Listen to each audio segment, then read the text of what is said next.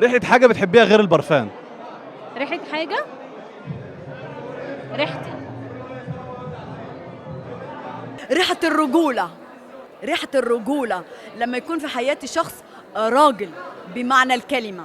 ريحة حبيبي. ريحة حاجة بحبها البنزين. بحب البنزين ايه الدماغ دي؟ بحب البنزين قوي. لا ما بحبش حاجة غير ريحة البرفيوم. أقول لك ريحة المعطر التوت بحبها أوي. فلوس. فلوس. ريحة الفلوس بحبها أوي. ريحة القهوة. بحب القهوة أوي. المحشي وحشة الورق عنب.